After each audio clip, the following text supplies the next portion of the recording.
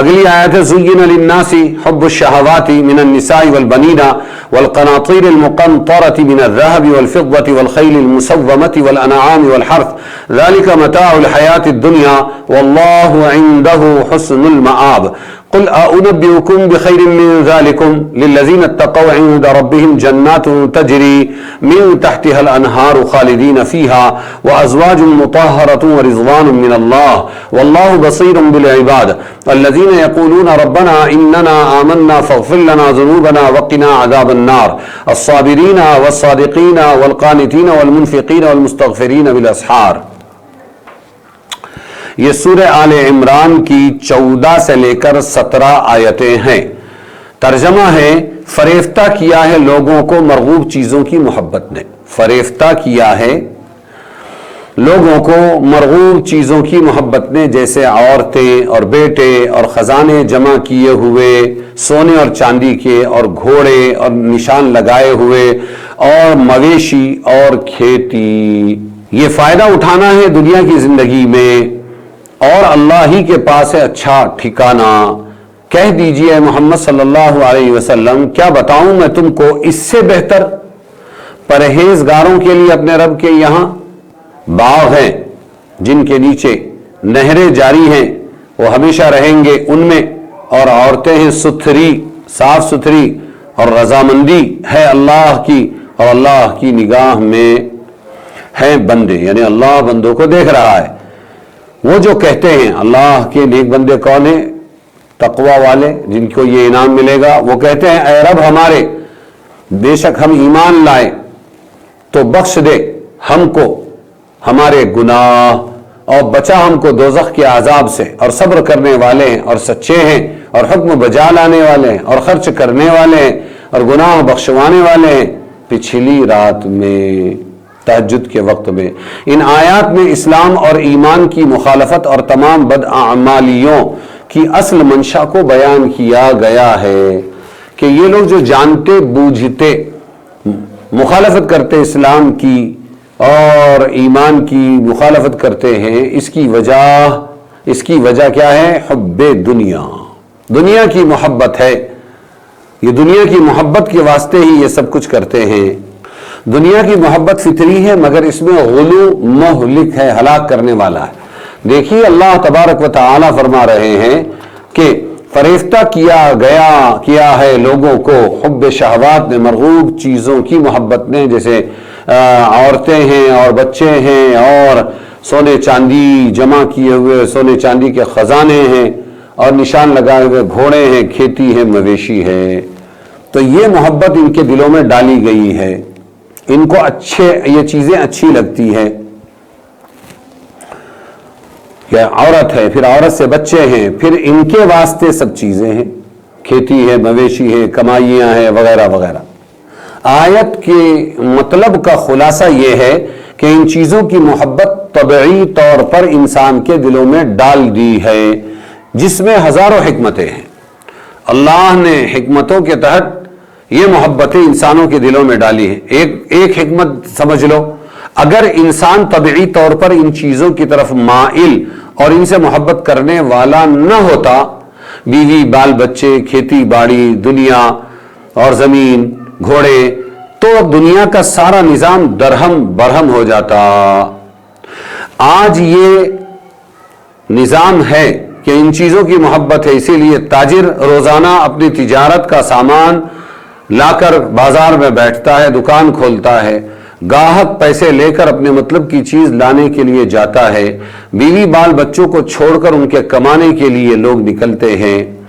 اور مال کماتے ہیں، مویشی والے مویشی چراتے ہیں، اور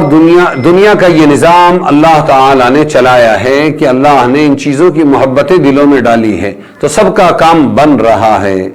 اگر دوسری حکمت یہ ہے کہ اگر دنیاوی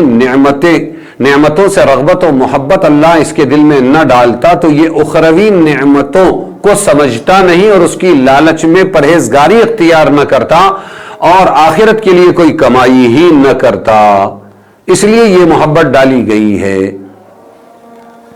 ان چیزوں کی محبت طبعی طور پر انسان کے دل میں پیدا کر کے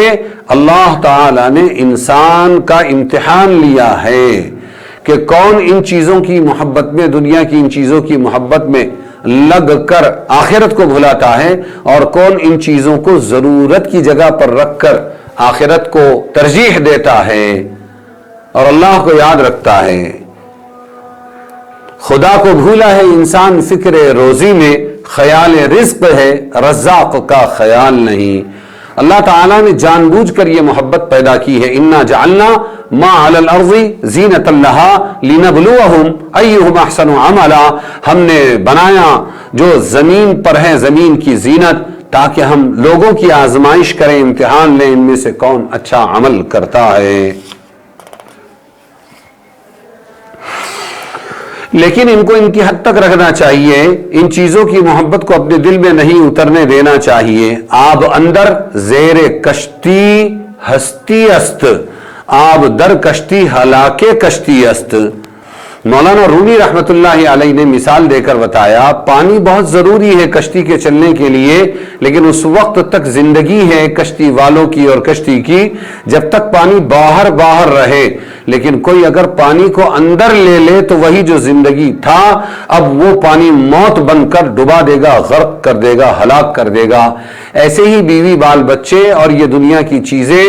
یہ سب ہماری زندگی کے لیے ضروری ہے، لیکن دل میں نہیں آنا چاہیے، دل میں صرف اللہ، رسول اور آخرت ہونی چاہیے۔